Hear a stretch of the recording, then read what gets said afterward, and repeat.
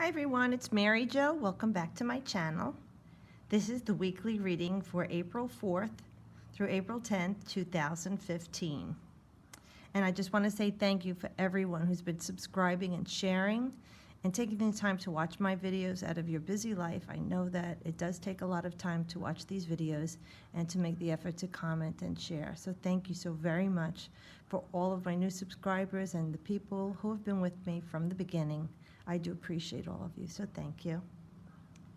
Now this week's energy, we have the sun is in Aries, and at the time of this reading, the moon will be in Aquarius. And the interesting thing is the Seven of Swords is the moon in Aquarius.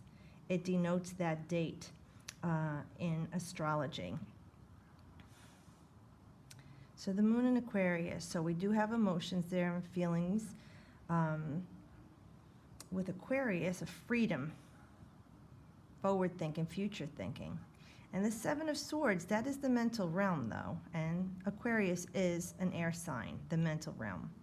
With the Seven is talking about taking control of something here. So either someone took control of something in your life, whether it was even your mental realm, something of the psyche, the intellect, that they hurt you, or someone took something from you or stole something from you, or you could have done this to someone else. You know what it is. Even in your words, you can hurt someone. But the card is talking about to the victor goes the spoils. But really, at the end of the day, was this worth it? So if this person has wronged you or done something that physically and tangibly took something from you and not just hurt you mentally, and they actually did physically take something from you, just know that this person has no remorse. And everyone can see this for what it is. So whatever this was, whoever this is, whatever situation it is in your life, that you feel like you got robbed, you know, that you got the short end of the stick, that someone took everything from you. Like, see how the person's not satisfied with what they have? They're looking back for more, like they want more things. This is the type of situation that, again, if you did this to someone else or they did this to you, this person is someone that you can't deal with, you can't reason with. And other times I've told you that you can speak to the person or show some compassion.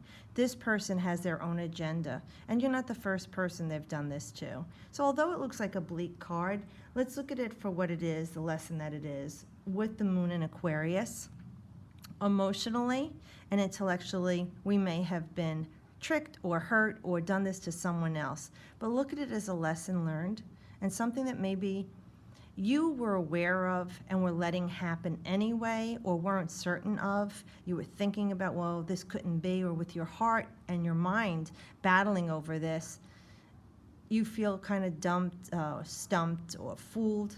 Just let it go. Like I said, this person or this situation happened for a reason. And chalk it up to a lesson learned. And if this is you that have done this to someone else, just realize everyone sees it for what it is, and this is a time that you could look back on this and say, was this really worth it, what I did? So if this was done to you, send out light and love to forgive this person. I know it sounds hard at this time to think of it that way, but you need to find inner peace. Your heart has to be at peace. Your mind needs to be at rest over this, because we have the Devil card right next to it. And we know that the devil is ruled by Capricorn, so it's saying it was a lesson.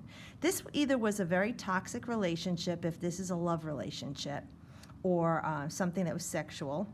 It was toxic for you. Even if this was something related to a person that you hang out with your buddies, your besties, and they're doing drugs or getting high or getting stoned, or if it's people who gamble, whatever these things that are done to excesses, even if it was sexual exploitation, that, you know, you got into this relationship and it was only sex and there was nothing loving.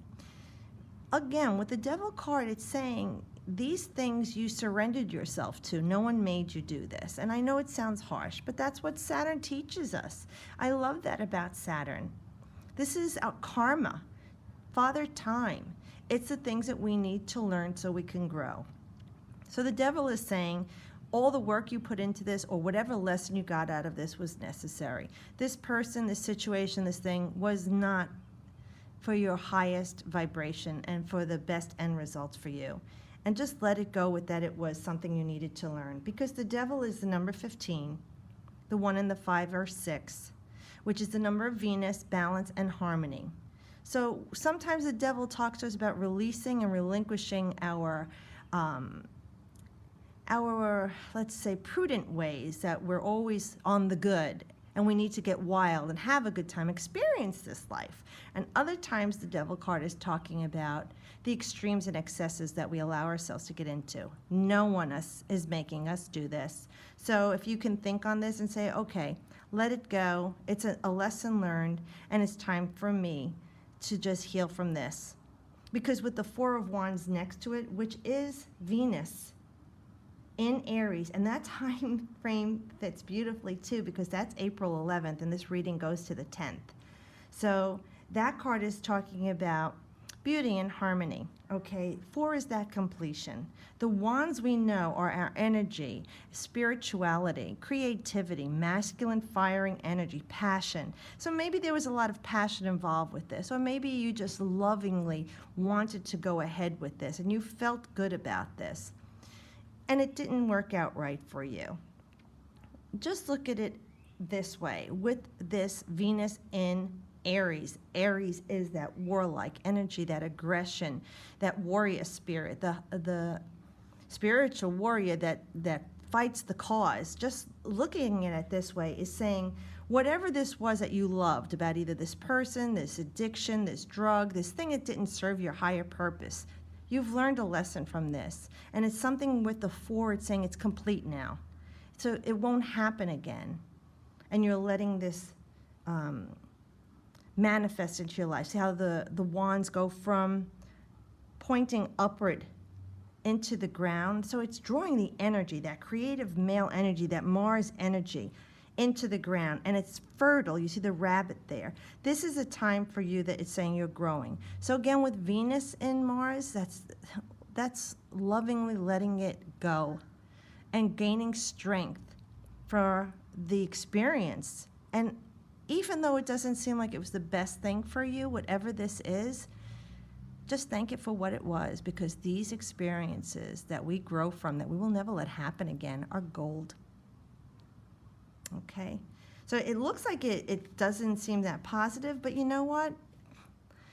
Eliminate the negative, accentuate the positive, see the good that came out of this, and even ask Spirit, what good is coming out of this situation, Spirit? What will help me to grow and learn?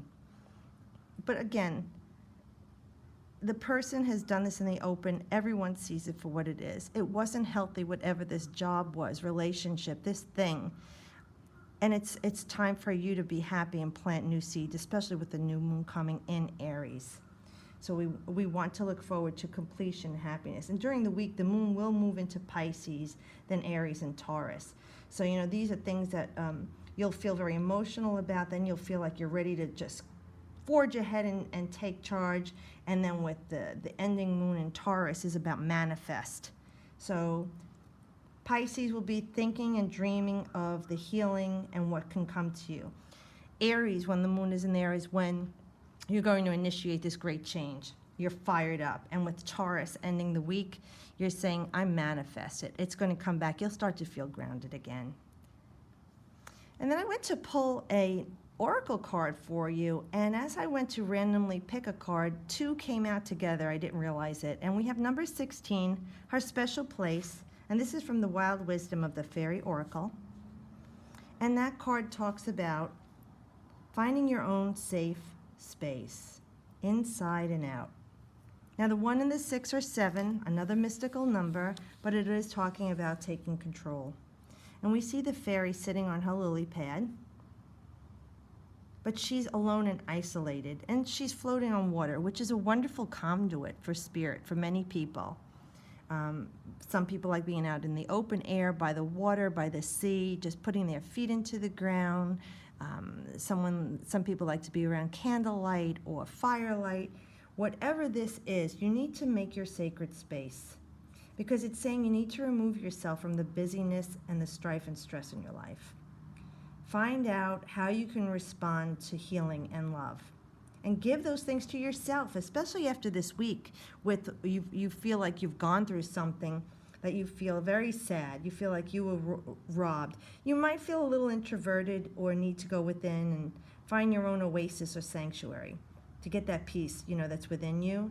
So this is talking about finding that sacred space or special place in your home, outside of your home. Make a special place for you to sit.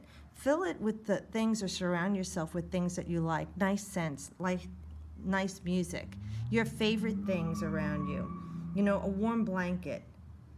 We all have that space within us, but we forget it while we're living life. And we count on external things to give us those comforts. And sometimes when you get into that little safe space and you're just by yourself and you're allowed to just hear your own heartbeat and think and feel, you start to remember that warm, safe place within yourself. Because with this busy life, we often forget that. So the card is saying it's a time to put energy into creating your own special place, a room or a home or a space to work where you feel safe, creative, and without any judgment. It can also signify that you are healing from a health emotional issue, or you have worked so hard, you've created that angst within yourself, but now you need to work on creating a physical space that you can retreat to and treat yourself with love and respect by yourself.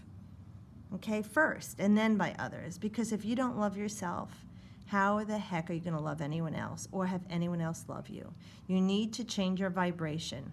Change that vibe to attract the vibration of people around you. Right now, you're putting out a vibration of whatever is coming to you. That is how the universe works. So find some solace and peace and balance so that you can stabilize yourself and attract to yourself like situation. And then we have the Carry Me Home card. It's a beautiful card that talks of support, time to be carried, and allow others to help. It's number 27. The 2 and the 7 are a 9. So we know that this is about a completion. And you see how lovingly the etheric fairy leans on her love. And he's not burdened to carry her. She's at peace and surrender. She's vulnerable. She's not feeling that she's a burden for him.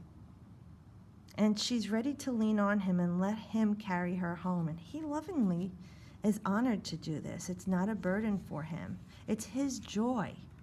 And sometimes we don't have someone in the physical world the way we would like it to be, like a man and a woman, or a woman having a lover, a man having a lover, or a family or friend. But there are people in our lives that we can lean on.